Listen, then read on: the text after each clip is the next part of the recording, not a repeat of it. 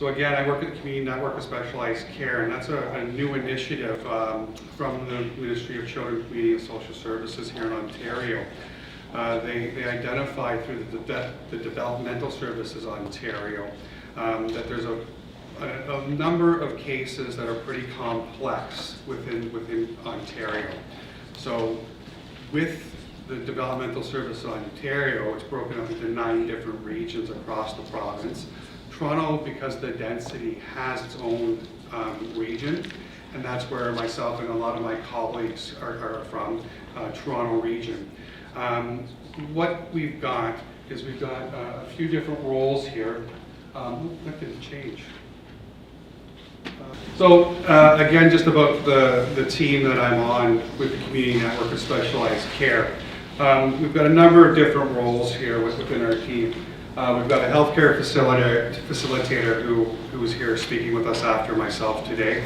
Angie looks after complex cases and will support people with medical complexities. We also have myself in here with the court supports, and we have a behavior facilitator. Out of the 9 regions in Ontario, Toronto's the only region with behavior facilitator. And that's just, again, due to our dense population and the number of people waiting for behavioral interventions. So we can access a behavior therapist, who is our behavior facilitator, to come out and do a quick little assessment with us and implement some interim supports for the individual. We've got 3 complex case coordinators, and our case coordinators will pull all the teams together and all the different ministries that might be involved with individuals and hold the meetings and the complex support plan and make sure goals are met. So the key functions of this team, excuse me, and I know the print's really small in your booklets, I really apologize for that. But we really want to try and pull everyone together.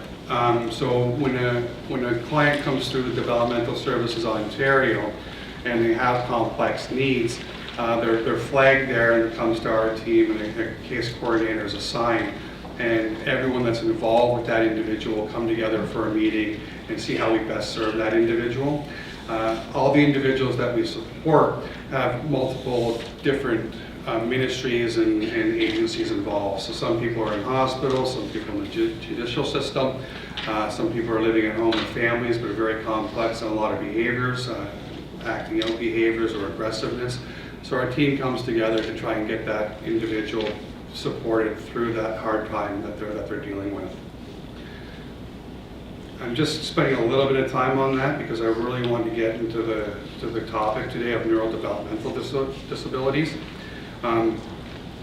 What I found when I first entered my role as a dual diagnosis and justice case coordinator, case manager within this team, when I'm at the courts, there's a real lack of understanding for intellectual disabilities and neurological disabilities. So when I was asked to present today, I thought this would be a really good opportunity for us to come together and learn about neurodevelopmental disabilities.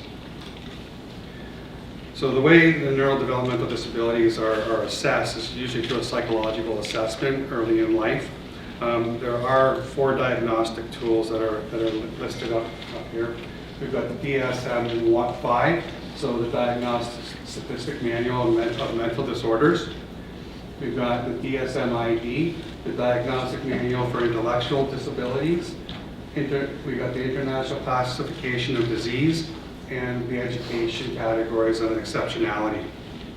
I'm not going to spend too much time on the education piece because it does include learning disabilities, which is part of the neurodevelopmental dysfunctions, but it also talks about exceptionality and things along those lines, which we're not really going to get into too much. So when we're talking about a neurodevelopmental disorder, we're talking about conditions that happen early in life, primarily before the age of 18. Some can get diagnosed up until 22. And so that's the age range usually that an intellectual and developmental disability and neurological disabilities are diagnosed. These are deficits and impairments of personal, social, and academic functioning levels for individuals, and it does vary per individual at different levels of functioning. And I'll get into the different levels of functioning very shortly. Different types of neurodevelopmental disabilities are listed behind me. We're fortunate enough today to have a number of talkers really able to focus in on a number of these. So we're looking at intellectual disabilities and intellectual developmental disorders. We're talking about global developmental delay. We're talking about unspecified intellectual disabilities, so if they can't really categorize it, it becomes unspecified. Communication disorders, so that would be language disorders, stuttering and things along those lines. Autism spectrum disorder, attention deficit disorder, and again, we're not going to get into too much of the attention deficit disorder, or specific learning disorders such as a learning disability, whether it be reading comprehension or spelling along those lines. That's more of the that's an area that's not under the Developmental Services Ontario, so we won't be talking about that today. Motor disorders, a common one that we would have heard of would be like a Tourette syndrome, and we're not going to focus in too much on that today as well, but it is under the neurodevelopmental disorder. And other neurodevelopmental disorders caused by prenatal alcohol consumption for fetal alcohol spectrum disorder, and we've got Valerie talking about that a little bit later. So if we look at the language that we use within the developmental sector and within neurodevelopmental disabilities, we're really honing in on intellectual disabilities and developmental disabilities, and that's from the American Association of Intellectual Disability. So when we use the term intellectual disability, it's a subcategory underneath the developmental disabilities. And it's about 1% of general population. Now, there are different studies, and it goes anywhere from 1% to 3%, but we're finding out it's generally about 1% of population. On the grand scheme of things, we're not talking about a huge number of people, but in the city of Toronto, we're talking thousands of individuals that are identified that are very vulnerable. It tends to affect more males than females. The statistics that we have from 2013 is that 1.6 males to every 1 female has a mild intellectual disability. And again, I will go through the levels of functioning shortly, just to make that a little more relevant. And then it drops down a little more to profound, which is the lowest level of intellectual disability that we have identified, and that's 1.2 to every 1 female. So the levels of functioning that we're talking about are broken up into 4 categories. And I know this afternoon Karen White joins us from the Developmental Services Ontario. She'll go into a little bit more statistics on the IQ tests and the chart and how it's really viewed upon within the Developmental Services Ontario. But what we're looking at for DSO, the Developmental Services Ontario, is people roughly with an IQ of 70 and lower fit our mandate, and that's a mild intellectual disability.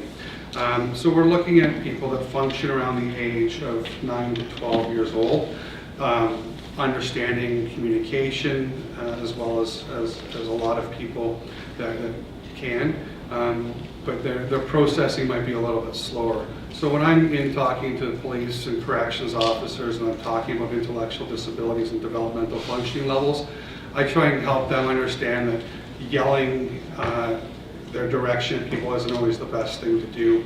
To give our clients a magnitude of different directions at a time doesn't help. So someone that's a mild intellectual disability can maybe handle 2 or 3 directions at a time. So I go into a story sometimes about a young woman that I was working with years ago.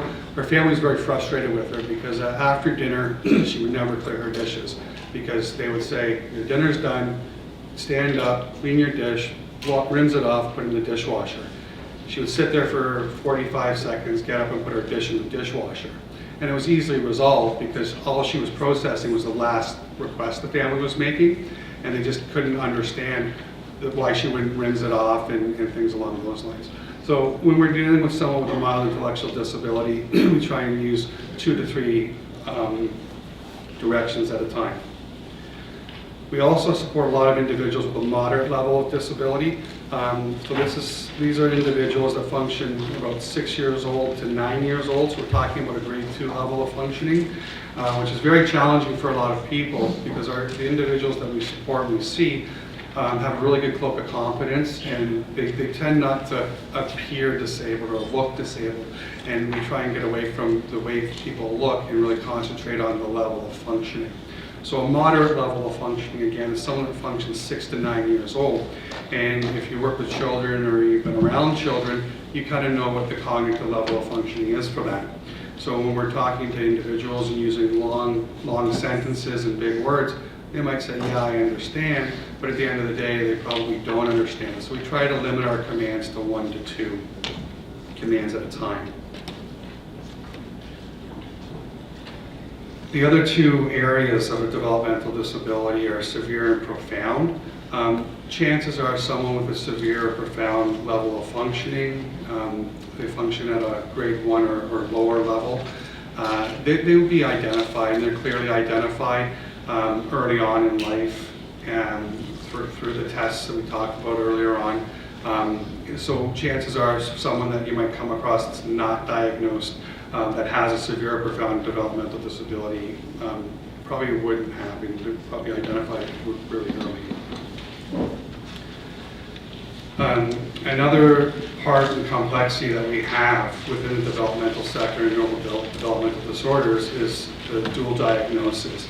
So these are individuals that have an intellectual disability or developmental disability and some sort of onset or diagnosed mental health challenge. I'll just bring up a little video we have here.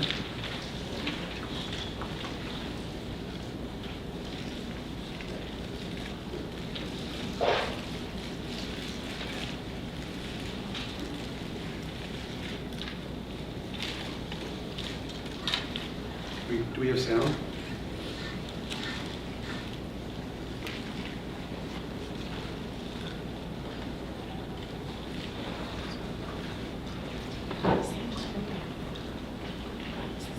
Can I put the sound here and put the microphone? Yeah.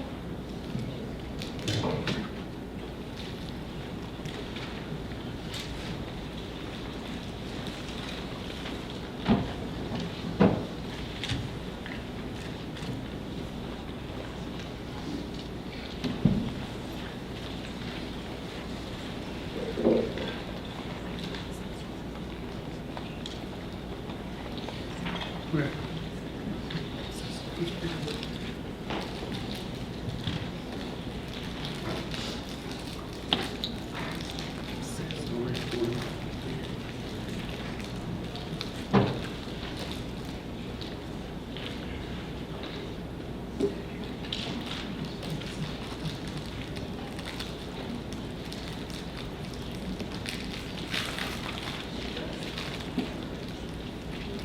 I'm sorry, I don't know how to move it. Oh, that's up there, perfect, okay.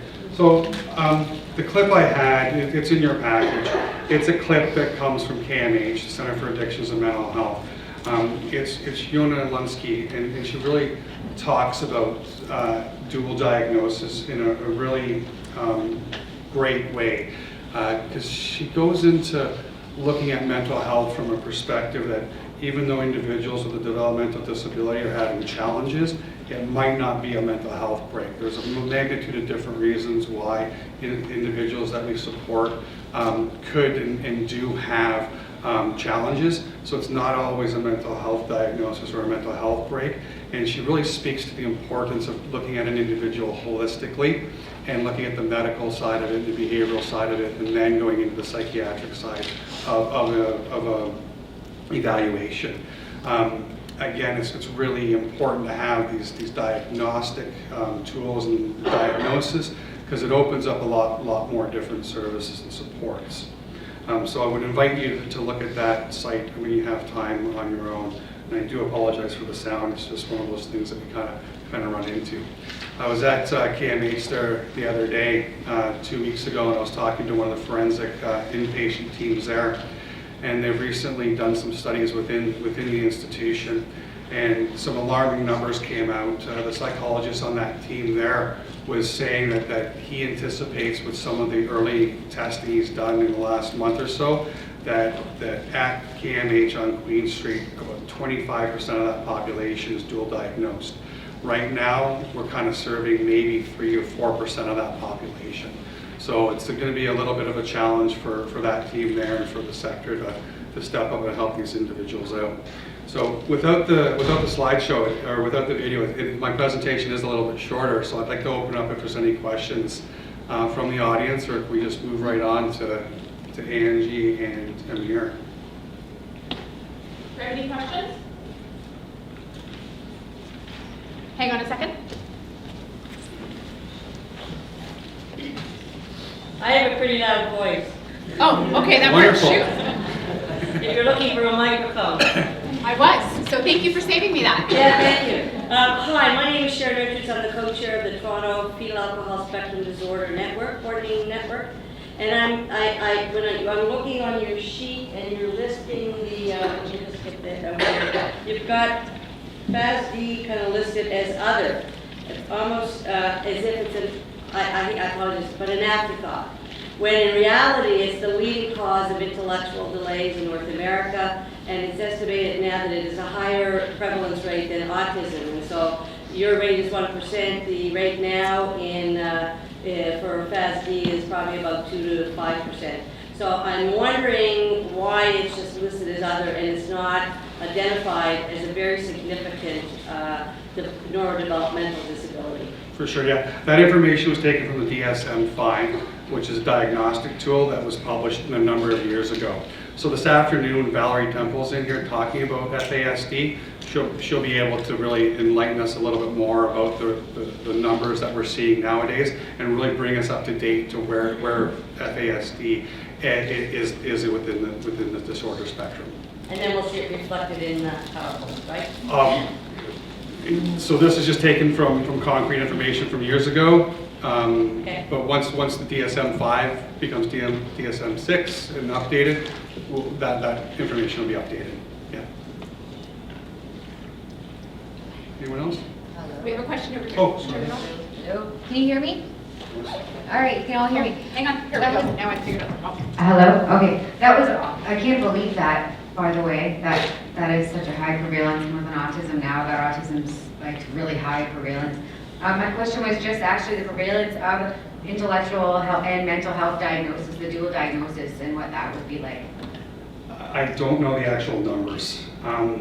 It's projected that a lot of individuals with a neurodevelopmental disability do suffer from some sort of mental health diagnosis, but the information isn't 100%. But I guess it's hard to tell what came first. It is, and there's just the research is just starting to happen right now with our client population, but they're really anticipating that dual diagnosis is very, very common.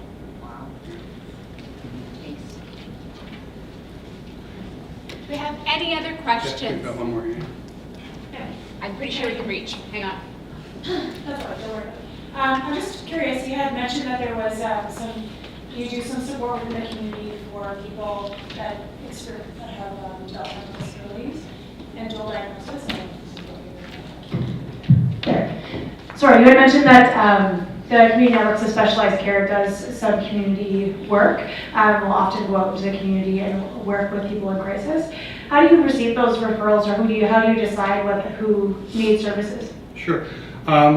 So in Toronto and under the Developmental Service Ontario, there is a crisis network that's run through the Griffin Centre here in Toronto.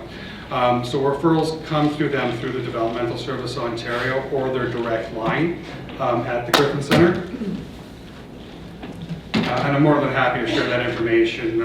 I mean, it's just a quick phone call. It's I mean, if you want the number, it's 416-222. Wait a second, sorry.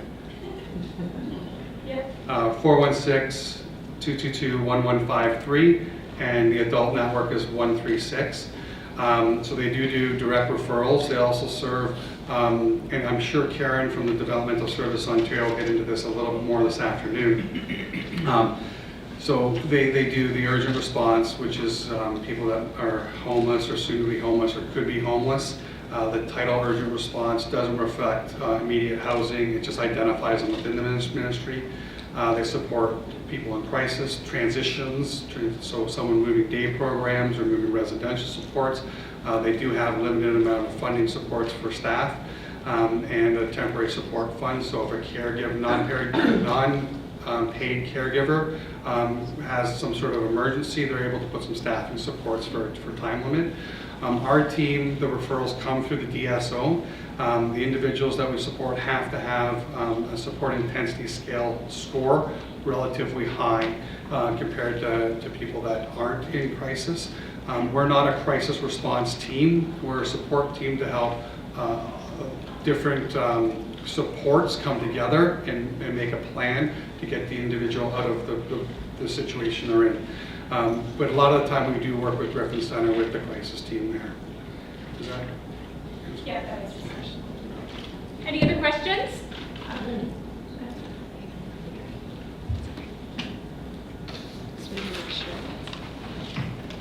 Hi there. I'm looking at the sort of the settings, the chain of events that all the supports in place, and I'm just wondering, is there any opportunity or any sort of movement happening in the community when it comes to employment? So getting these young people out there. So we're looking at housing, we're looking at medical support, we're looking at interventions. What are we looking at when these people are moving out the front door? For sure. So again, this is kind of an entry level to what a neurodevelopmental disorder is. But in the Developmental Service Ontario, there are different work programs and places within Toronto that support individuals that are interested in finding employment. Some of those programs have really strong partnerships and job coaches and things along those lines. The JVS has got a strong program for individuals on the autism spectrum. Well, geez, you want a little plug there. JVS has got a great program for individuals with autism and on the spectrum. But there are a number of other ones, Path to Work, Project Work. Employment Ontario is starting to learn a little bit more about intellectual disabilities and support individuals from that perspective. So they do exist, but that would be a phone call to the DSO, the Developmental Service Ontario, on how to access those. Please. So although I am JVS, we are JVS here, and we have amazing coaches and plug into us, yes, but and other organizations that are out there. I'm thinking more along the lines of it's a struggle for a lot of our team and a lot of the other organizations. I sit on a couple of committees and I speak to other organizations who also have the same sort of dilemmas about you guys reaching out also to or speaking to companies, employers, the bigger picture. So yes, teams are trained in-house because we attend these sort of events and we're a little bit more abreast on the populations that we serve, but what does that look like? Also, on your part, as well as our part, reaching out and working with the community, meaning at large, and employers at that level. Yeah, so unfortunately, that's not really what our team specializes in. Our team specializes in individuals that are stranded in hospital, for instance, who can't leave hospital because there's no housing, and how to change that profile from being someone that's ALC, not actively receiving treatment in hospital, to change their profile so they get proper housing within the sector. Or for individuals that are living at home who are assaulting their parents multiple times a day, who have access to a day program or don't have access to this and that, bringing the proper people together to make sure that they're safe and that they're moving forward to get that sort of supports. As far as employment goes, it's not my area of expertise. I don't know what Ontario as a province is doing to help employers, any initiatives along those lines. It's a tough time right now in Ontario for social services, as many of us are aware. So I'm not sure if that's something that the current government is open to. But as a leader with these employment programs, I would imagine your JVS and your higher ups might have more of an opportunity to talk to ministry reps about what we could do and what you could do to reach out to employers. I don't have that information offhand, though. Any other questions? I don't think we're going to reach that far. I'll try to speak loudly. Okay, and then the Yeah, respondent will repeat it, okay? Based on my understanding, I believe that, isn't it that Not all developmental disabilities have an intellectual component attached to it. Yeah, neurodevelopmental disorders, so if we're dealing with individuals that might have Tourette's syndrome or a number of the physical components, cerebral palsy, epilepsy, for instance, they might not have a developmental disability attached to them. But majority of the people that we're talking about today will have an intellectual disability attached, that label attached to them. Okay, so it's neurodevelopmental disability and developmental disability, and then. Okay. Yeah. All right. Thank you. So in the package, there's the slide there that has the intellectual disability and all the subcategories below it. Some of those don't, or some developmental disability, and some of those don't have an intellectual aspect to it. Intellectual disability is actually a subcategory of the developmental disability. Maybe I can add in a little bit there about just the nomenclature. So when we talk about developmental disabilities, the term neurodevelopmental disability is one that's really used in the DSM to identify a number of diagnoses where neurodevelopment is different starting from birth. So there's a different neurodevelopmental trajectory that differentiates neurodevelopmental disorders from other mental health disorders like mood, psychosis, anxiety. And then within neurodevelopmental disorders, there's the whole range that's outlined in the slide, one of which being intellectual disability, others being like autism, FASD, all of the ADHD. And in those populations, they may have intellectual disability or they may not. They may have variable cognitive profiles. And then often we use the term developmental disability to also refer to kind of this whole group of people. Yeah. Do we have? Hang on, we have a question here.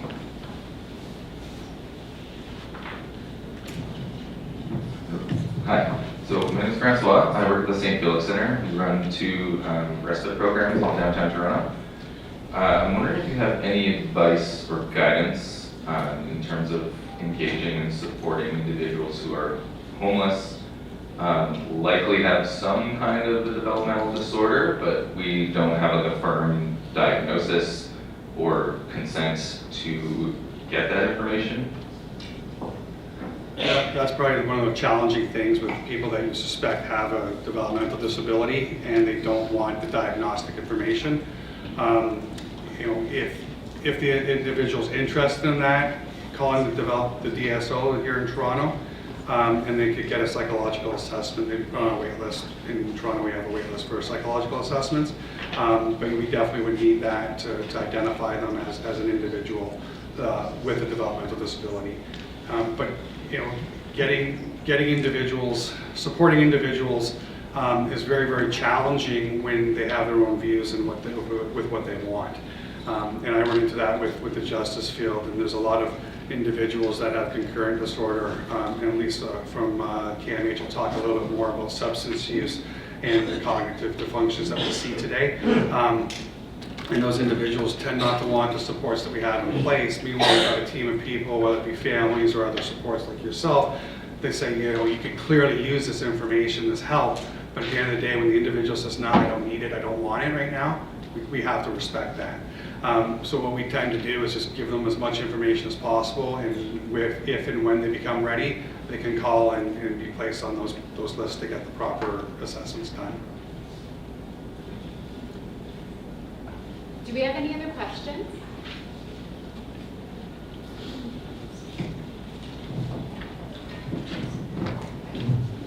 Hi, I'm Denise from the Public Guardian's Office, and I'm just wondering if the person isn't capable to consent to the service, how do you guys handle that? And I know that a lot of times people look to family members, but for us, often there's concerns about family members, so we're always looking at how services get involved when there's no legal decision maker. We look at the PG&T, look at Public Guardian Trustee for guidance with that quite often. And we do struggle with that because we do want to come from a client-centered approach. But again, sometimes the individuals we support aren't making the best decisions for themselves, and it becomes a real ethical challenge for us. So I know myself and my team, we're able to meet with other systemic partners and talk generally about individuals and try and guide them the best way that we can without the without consent. If the individual does not have capacity or consents, we do look at the public guardian and trustee here in Ontario to kind of take over and give us some guidance on what to do and how to support these individuals. A story that I have is a young person I'm dealing with has the diagnosis of Prader-Willi, which is a constant need for food and doesn't have the proper levels to say he's full. Since moving to Toronto, the first 3 months he gained about 75 pounds. Ended up in one of the hospitals here in Toronto who identified him as not healthy and not well because of the compulsive eating. This is someone who wants to live on their own, doesn't want the restrictions of living in a residential setting catered to that disability, which means locks on the fridges and kind of a workout routine and mandatory, specific times to eat meals. So if you're late, you don't get your whole meal, and people sign off on that even though it's people's rights to eat. It's a very challenging disorder. To my surprise, the hospitals admitted him and kept him in the hospital right now in a psych unit because he's not making the proper choices for himself. Meanwhile, this is a young person that can ride the transit and really has a lot of really good skills and things that, we question about their level of functioning, about making those decisions. However, when he's in the community, he's going through the garbage cans and rummaging through areas, living in the shelter, getting targeted in the shelter system. So the hospital's supporting the DS, the developmental sector, by saying we can't in good conscience let him leave because he's going to technically eat himself to death. So we'll keep him here while the system comes together and makes proposals and things to our ministry about specific funding for this individual, with the hopes that it's a program catered to him, and he's able to buy into it and willing to kind of work through it. So, it's a fine line, and we really want to work with the individuals, but sometimes we have to do a lot of work behind the scenes to provide those options for individuals that we're supporting. So,